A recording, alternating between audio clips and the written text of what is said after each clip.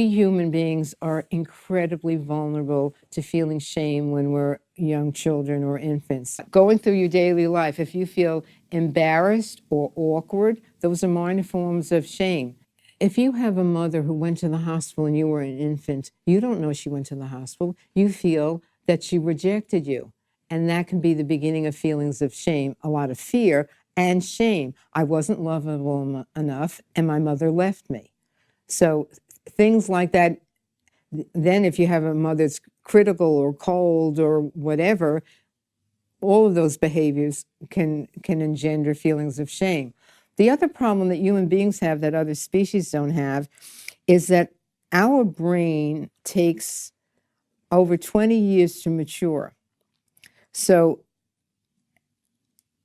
other species mature much more quickly than 20 years. So we live in a state where everybody's controlling us and telling us, no, you can't do that. You were wrong for doing that.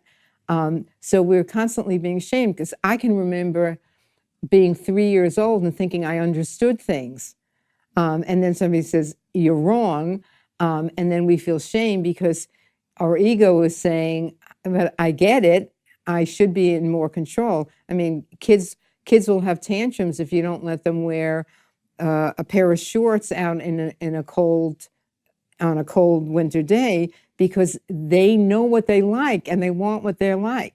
Parents also need to learn how to talk to their children in a way that doesn't shame them. If you develop the pattern of shame, and again, it could be embarrassment or awkwardness as a child, that means that every time somebody doesn't agree with you, you could get stressed and be vulnerable to feeling unloved or diminished or shamed in some way. So that pattern will persist until somebody teaches you a replacement pattern. That replacement pattern would be to receive the unconditional love, to savor all the love that you get, because you don't feel shamed when you're loved, so it's incompatible. What I've done for myself and what I teach my clients is that every time something good happens, stop and pause and really feel it.